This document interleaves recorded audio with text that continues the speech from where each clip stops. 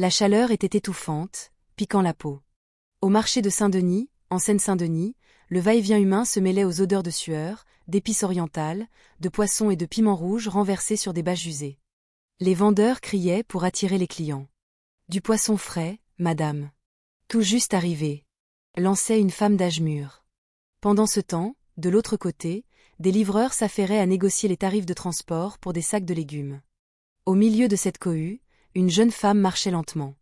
Elle portait une simple abaya noire et un niqab qui couvrait une partie de son visage. Seuls ses yeux étaient visibles, vifs, calmes et calculateurs. Un sac en toile usé pendait à son épaule. On aurait dit une simple petite vendeuse ou une mère de famille faisant ses courses. Cependant, sous cette apparence, la femme n'était pas une sœur Yasmine ordinaire. Elle s'appelait Yasmine, 27 ans. Une enseignante dans un centre éducatif pour femmes à Aubervilliers, connue pour sa douceur et son autorité naturelle. Mais ce jour-là, elle n'enseignait pas l'exégèse. Elle était en infiltration, menant une mission secrète à la demande du commissaire divisionnaire local pour aider à enquêter sur un réseau d'extorsion de fonds et de harcèlement visant les commerçantes du marché, présumément gérés par des policiers véreux eux-mêmes. Depuis plusieurs semaines, Yasmine observait. Elle se faisait passer pour une petite vendeuse de légumes. Chaque matin, elle arrivait tôt, aidait les femmes à installer leurs étals, écoutait leurs doléances. Beaucoup d'histoires émergeaient, des frais de sécurité, des menaces voilées en cas de non-paiement, et le sort des femmes qui osaient protester, humiliées publiquement. Mais ce jour-là, Yasmine savait que le moment approchait. La cible principale, un policier corrompu nommé le brigadier-chef Durand, connu pour sa brutalité et son arrogance, devait venir percevoir l'argent de la protection dans l'aile ouest du marché. Elle devait obtenir une preuve flagrante, et l'équipe de l'IGPN, la police des polices, qui la surveillait à distance était prête avec des caméras cachées. Yasmine se tenait devant l'étal de poissons de Madame Idrissi, une veuve âgée qui était l'une de ses victimes régulières. « Madame, s'il vient aujourd'hui, laissez-moi m'en occuper. »« N'ayez pas peur, » dit Yasmine doucement. Sa voix était ferme mais douce. Madame Idrissi la regarda, inquiète. « Mais, ma petite, ce sont des gens de pouvoir. Ne sois pas imprudente. Je ne veux pas qu'il t'arrive quelque chose. » Yasmine sourit. « Inch'Allah, si Dieu le veut, madame. Je ne suis pas seule. » Peu de temps après, le bruit d'un scooter puissant se fit entendre. 3 hommes en civil descendirent. Ils avaient l'air menaçants. L'un d'eux portait une veste de police ouverte, laissant voir une arme à la ceinture. C'était le brigadier-chef Durand. « Elle est où, la vieille Idrissi ?» Sa voix résonna, provoquant un silence soudain sur le marché. Plusieurs vendeurs baissèrent précipitamment les yeux. Certains se dépêchèrent de fermer leur stand, faisant semblant d'être occupés. Yasmine s'avança lentement, se plaçant entre Durand et Madame Idrissi. « Que se passe-t-il, monsieur ?» demanda-t-elle poliment. Le brigadier-chef Durand la toisa de la tête aux pieds. « T'es qui, toi ? Mêle-toi de tes oignons, » dit-il grossièrement. « Je veux juste savoir s'il est convenable pour un agent de l'État de réclamer de l'argent à des petits commerçants comme ça ?» Yasmine le fixa sans ciller. Une foule commença à se former. Discrètement, certains sortirent leur téléphone. On chuchotait. « C'est qui, elle ? Elle ose défier Durand. » Le visage de Durand devint rouge. « Fais pas ta sainte nitouche. Occupe-toi de tes affaires. » cria-t-il, avant de pousser violemment l'épaule de Yasmine, la faisant chanceler. Mais Yasmine resta droite. Elle regarda Durand dans les yeux et dit calmement, « Si les forces de l'ordre oppriment le peuple, qui doit faire respecter la justice ?» Ces paroles eurent l'effet d'un fouet. Les spectateurs retinrent leur souffle. Durand s'approcha, le visage crispé. « Tu veux que je t'apprenne les bonnes manières, ici ?» Ses 2 acolytes s'avancèrent également, encerclant Yasmine. L'atmosphère devint électrique. « Arrêtez, ne faites pas de scène au marché, monsieur. » La voix de Madame Idrissi était faible, mais Durand la repoussa brutalement. « La ferme, la vieille. Celle-là, elle a besoin d'une leçon. » Alors, l'impensable se produisit. Durand attrapa violemment la main de Yasmine, essayant de lui arracher son niqab. « Enlève-moi ça. Je veux voir qui tu es vraiment. » Yasmine résista, mais un autre policier la poussa par derrière. Elle tomba à terre. Son sac s'ouvrit, laissant échapper quelques papiers et un petit enregistreur. Des voix s'élevèrent dans la foule. « Hey ! Pas de violence, monsieur. C'est une femme » cria un jeune homme. Mais il fut fusillé du regard par l'autre policier qui montait la garde. Yasmine tenta de se relever. Mais Durand donna un coup de pied dans son sac. « C'est quoi, ça? Un enregistrement ?» Il saisit le petit appareil et la regarda avec suspicion. « Alors comme ça, t'es une moucharde, hein ?» La foule commença à gronder. Certaines vendeuses portèrent la main à leur bouche, effrayées mais aussi révoltées. Yasmine regarda Durand. Sa respiration était lourde. Puis elle dit, doucement mais distinctement, « Je n'espionne pas. Je cherche la vérité. » Durand la regarda froidement puis la gifla. Le son claqua, si fort qu'il sembla figer le marché. Quelques enfants crièrent. Yasmine baissa la tête. Du sang coulait au coin de ses lèvres, mais ses yeux restaient vifs. Elle ne pleurait pas. De loin, 2 hommes en civil observaient la scène avec tension. Ils faisaient partie de l'équipe d'enquêteurs infiltrés. L'un d'eux pressa une petite oreillette. La cible est passée à l'acte. On attend le signal de Yasmine. Mais Yasmine restait silencieuse. Elle ne voulait pas déclencher une violence majeure au milieu du marché. Elle se contenta de fixer Durand et de dire, « Si vous étiez un vrai agent, monsieur, votre devoir serait de protéger, pas d'opprimer. » Durand fut encore plus furieux. « Me fais pas la morale. » Il la poussa à nouveau, la faisant tomber une seconde fois. Cette fois, les gens commencèrent à crier, « Assez, monsieur. Ne frappez pas une femme. Vous n'avez pas de cœur. » Quelques commerçants commencèrent à s'avancer, mais furent repoussés par les autres policiers. « Reculez. C'est une affaire de police. » Soudain, un bruit de klaxon se fit entendre. Depuis le nord du marché, 2 voitures de police arrivèrent rapidement. Durand eut un sourire soulagé, pensant que c'étaient des renforts de ses collègues. Mais Yasmine savait que c'était le signal qu'elle attendait. Yasmine prit une profonde inspiration, puis regarda la caméra cachée sur le toit d'un kiosque. Elle dit, doucement mais fermement, « Enregistrement complet. Procédez à l'arrestation. » Immédiatement, 4 hommes en civil sortirent de la foule et présentèrent leurs cartes professionnelles. « Nous sommes de l'IGPN. » Tout le monde reste sur place. Le visage de Durand devint livide. « Quoi? L'IGPN ?» L'un des agents le regarda fixement. « Oui. Et ça fait 2 semaines qu'on vous surveille. Vous pensiez que le marché vous appartenait ?» Des applaudissements étouffés s'élevèrent. Yasmine, toujours au sol, tenta de se lever. Un des agents de l'IGPN s'approcha pour l'aider. « Madame, ça va ?» Yasmine hocha la tête, puis regarda Madame Idrissi qui pleurait dans un coin. « Alhamdoulilah, Dieu merci. » Elles allaient enfin être libérées de la peur. Mais Durand, pris de panique, tenta de fuir. Il courut vers une ruelle étroite, mais fut rapidement intercepté par 2 autres agents. Le clic des menottes retentit. « Vous ne bougez plus. » L'ambiance du marché changea. Les gens s'attroupaient, certains filmant avec leur téléphone. Yasmine regarda le ciel, poussant un soupir de soulagement. Mais derrière ses yeux, une amertume persistait. Elle savait que ce n'était qu'un début. Il y avait beaucoup d'autres Durand dehors, et elle ne pourrait peut-être pas tous les affronter si pacifiquement. « Merci, sœur Yasmine, » dit Madame Idrissi en la serrant doucement dans ses bras. Yasmine sourit, puis rajusta son niqab légèrement déchiré. « Je n'ai fait que mon devoir, madame. La justice doit parfois être conquise, même au prix de blessures. » Au loin, la voix de l'appel à la prière, Adam, de dur retentit. Tout le monde s'arrêta un instant, baissant la tête. Yasmine regarda la petite mosquée au bout du marché. « Allons prier, madame. Pour apaiser nos cœurs. » Elles marchèrent ensemble, dépassant la foule qui la regardait maintenant avec respect. Fini les regards méfiants ou moqueurs. Seulement de l'admiration pour cette femme voilée qui avait osé se dresser face à l'injustice et transformer la peur en courage. Cependant, Yasmine savait que l'affaire n'était pas terminée. Durand n'était qu'un petit pion dans un réseau bien plus large. Ce soir, elle devrait rédiger son rapport et peut-être, retourner en infiltration. La nuit tomba lentement sur Saint-Denis.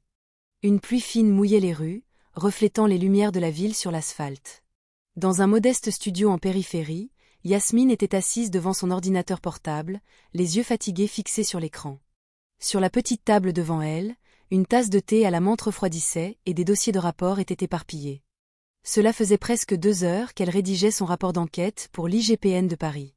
Toutes les preuves vidéo et audio du marché avaient été remises, mais son travail n'était pas fini. Cette mission d'infiltration n'était qu'une petite partie d'une opération plus vaste. Car d'après les surveillances précédentes, le brigadier-chef Durand n'était pas le cerveau. Il n'était qu'un exécutant, un maillon d'une chaîne de raquettes impliquant des officiers de plus haut rang. Yasmine regarda l'écran, songeuse. Si mes soupçons sont corrects, murmura-t-elle, alors cette affaire pourrait remonter jusqu'à des personnalités haut placées. On frappa doucement à la porte. Salam alaykoum. Yasmine se retourna.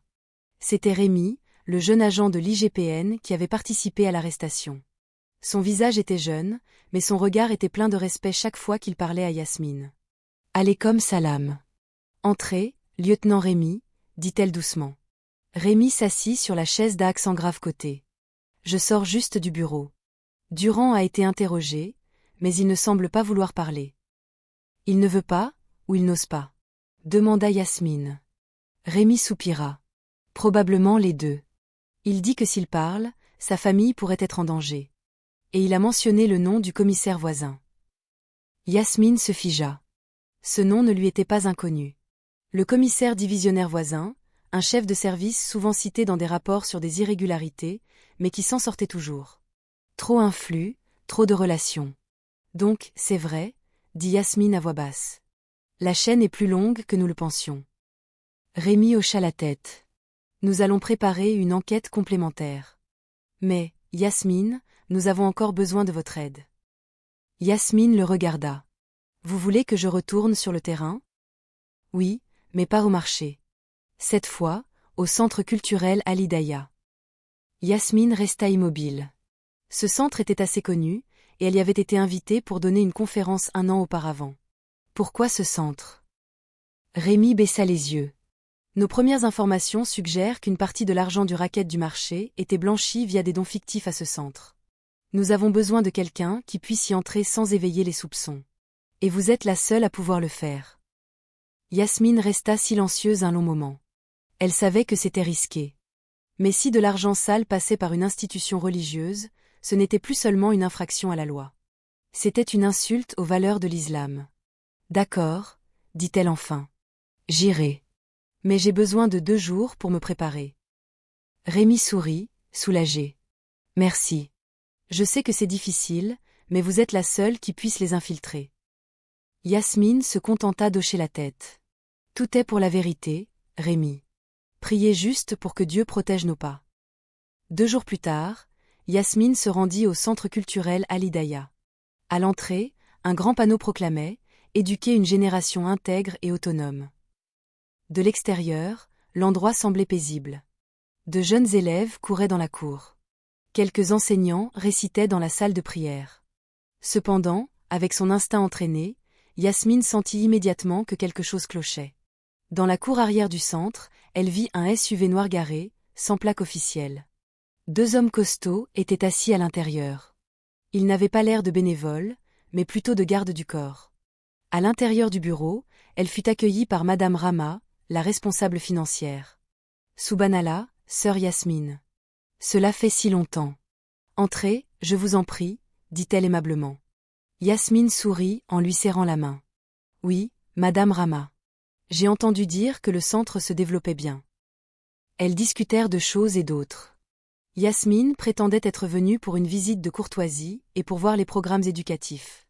Mais ses yeux balayaient discrètement le bureau, les étagères et les piles de dossiers. Dans un coin, elle vit une chemise épaisse intitulée « Don, construction du nouveau bâtiment ». Yasmine s'approcha un peu, feignant d'admirer la décoration, et aperçut plusieurs reçus de dons signés. Brigadier-chef Durand. Son cœur s'emballa. C'est donc vrai, l'argent est passé par ici. Mais avant qu'elle ne puisse réfléchir davantage, on frappa fort à la porte. Un homme entra. Il était grand, la peau mate, le regard perçant. Ah, c'est notre invité. Sa voix était grave. Madame Rama se leva précipitamment. Oui, monsieur le commissaire voisin. C'est sœur Yasmine, du centre Nour al-Falah. Ce nom fit frémir Yasmine. Leurs soupçons étaient donc fondés. Le commissaire voisin lui-même était ici. Yasmine baissa la tête poliment. Salam alaykoum, monsieur le commissaire. Alaykoum salam, répondit-il sèchement. Il s'assit sans y être invité. J'ai entendu dire que vous aidiez souvent à des conférences anticorruption. C'est bien. Mais ne croyez pas trop ce qu'on dit à l'extérieur. Parfois, ce qui semble mal ne l'est pas forcément. Son ton était décontracté, mais chargé de sous-entendus. Yasmine eut un petit sourire. Bien sûr, monsieur. Je souhaite seulement que justice soit faite. Car si on laisse faire les coupables, alors les justes auront peur de faire le bien. Voisin la dévisagea quelques secondes, puis eut un petit rire. Vous parlez bien. Mais le monde n'est pas si simple, madame Yasmine. Parfois, ce que nous appelons justice fait tomber de grands hommes.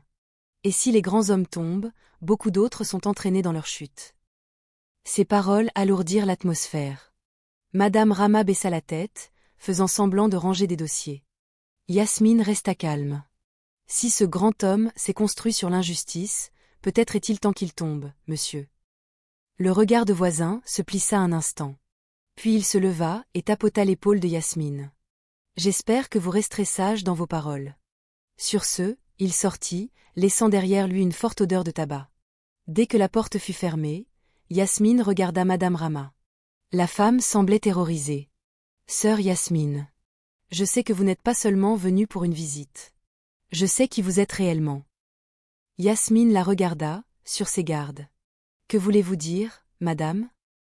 Madame Rama baissa les yeux, sa voix tremblant. J'ai moi-même travaillé dans la police, il y a longtemps. J'ai reconnu le sigle sur votre carte professionnelle que vous aviez glissé dans votre portefeuille tout à l'heure. Mais n'ayez pas peur, je ne dirai rien. Au contraire, je veux vous aider. Yasmine resta silencieuse, écoutant. Madame Rama continua, la voix brisée. Je n'étais qu'une petite comptable, mais ils m'ont forcé à signer des reçus fictifs.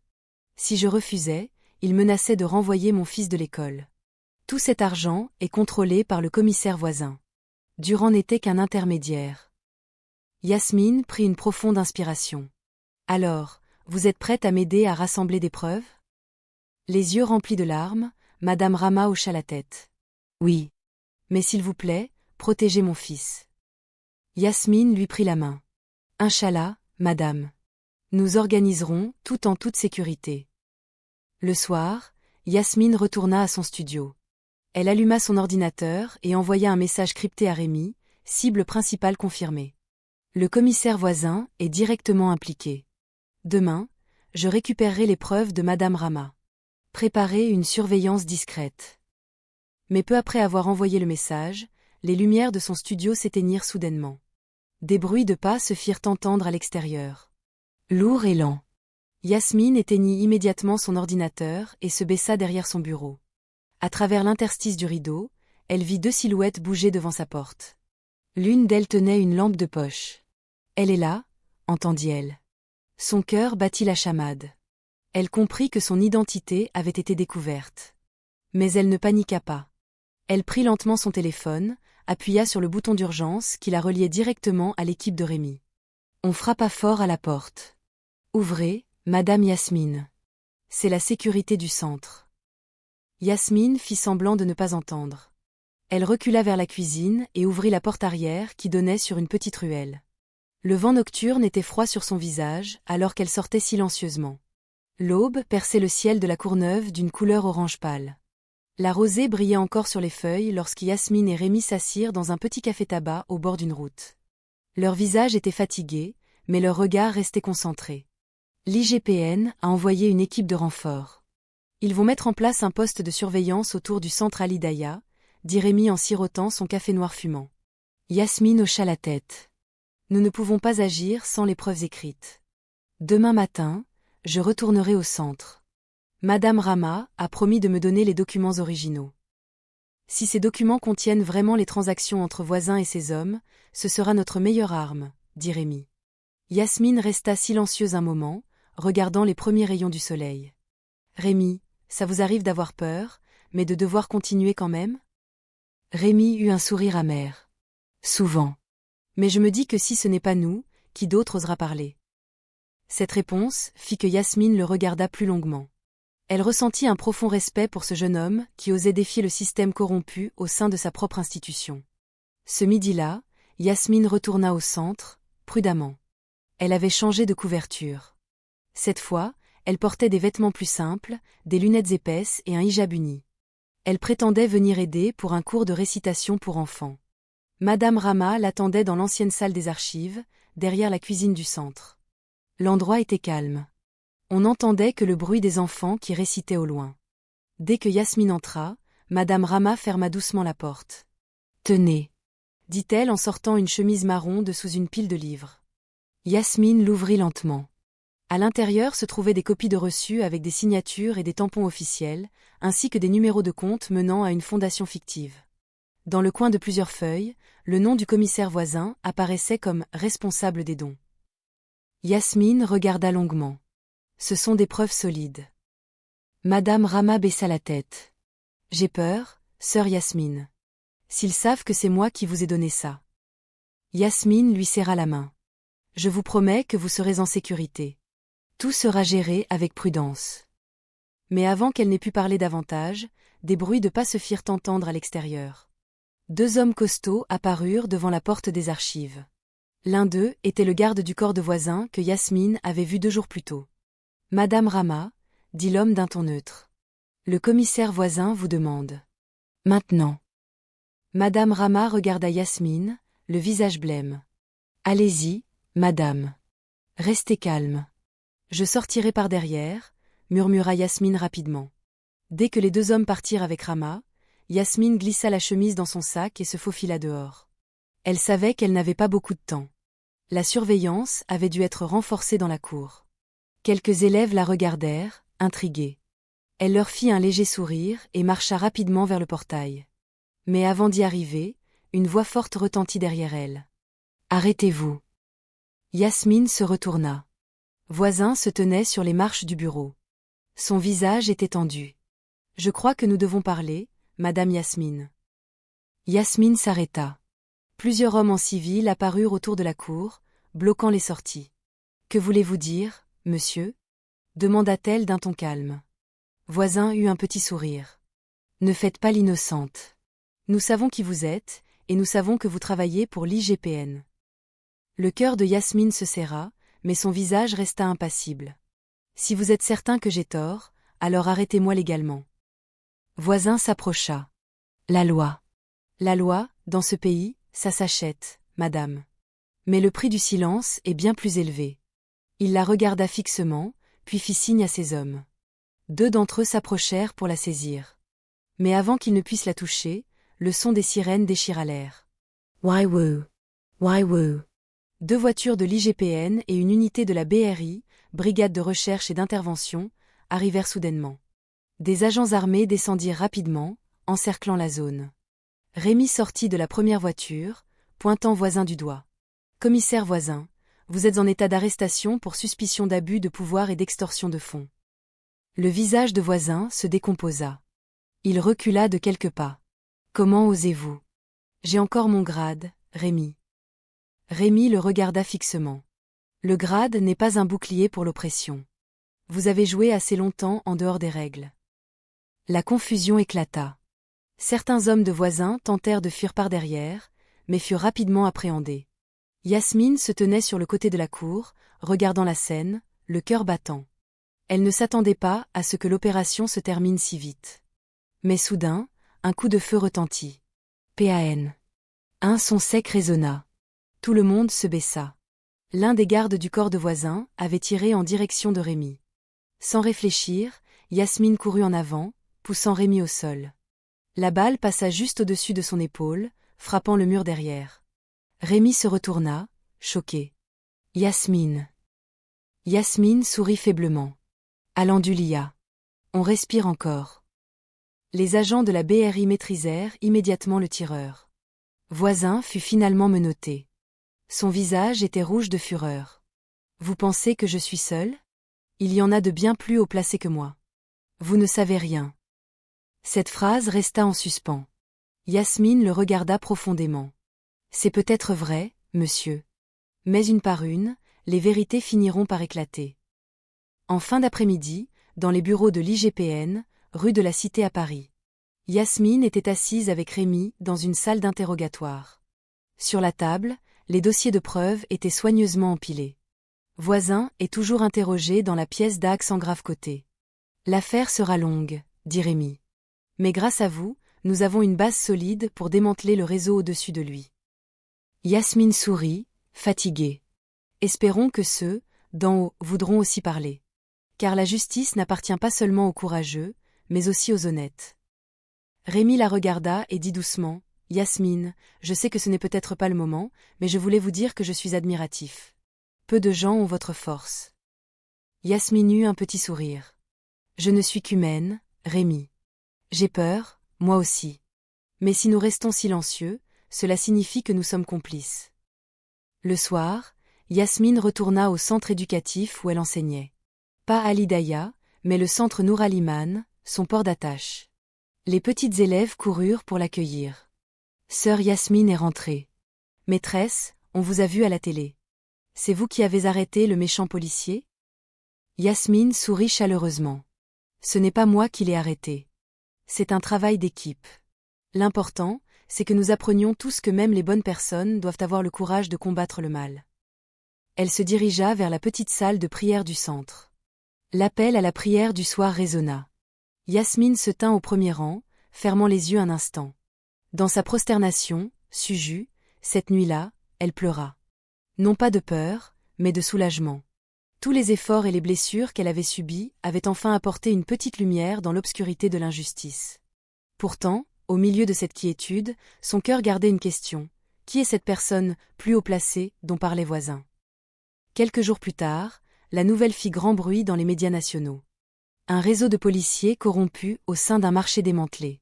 L'implication d'un haut fonctionnaire de la préfecture était toujours en cours d'enquête. Le nom de Yasmine fut cité comme témoin clé. Beaucoup la louèrent, mais beaucoup la dénigrèrent aussi, surtout ceux qui se sentaient menacés. Des messages de menaces arrivaient sur son téléphone chaque soir, mais Yasmine restait calme. Elle continuait à enseigner comme si de rien n'était. La paix du cœur vient d'une intention juste, disait-elle à ses élèves. Un après-midi, alors qu'elle terminait son cours, Rémi vint la voir à nouveau. Cette fois, sans uniforme, en civil. « Nous avons de nouvelles informations, » dit-il en s'asseyant sur le perron. Yasmine le regarda. « À propos de qui ?» Rémi répondit doucement, sur la personne qui finançait le réseau de voisins depuis le sommet. Un haut fonctionnaire ayant des connexions place Beauvau, le ministère de l'Intérieur. Yasmine resta silencieuse. Son cœur frémit, mais pas de peur. Alors, le combat n'est pas terminé. Rémi hocha la tête. Pas encore. Et il semblerait que nous ayons à nouveau besoin de vous. Yasmine regarda la cour où les enfants riaient en jouant. Le vent du soir soufflait doucement. Elle sourit légèrement. Si c'est le chemin que Dieu me montre, alors je suis prête. Elle leva les yeux vers le ciel qui commençait à se parer d'or. Car tant qu'il y aura des gens pour oser opprimer, notre tâche ne sera pas terminée. Rémi la regarda avec admiration. Yasmine. Vous n'êtes pas seulement une infiltrée. Vous êtes la voix de la justice qu'on ne peut pas réduire au silence. Yasmine rit doucement. Ne me flattez pas, Rémi. La justice appartient à tous ceux qui osent la défendre avec la morale, et non avec la colère. Ils restèrent silencieux, profitant du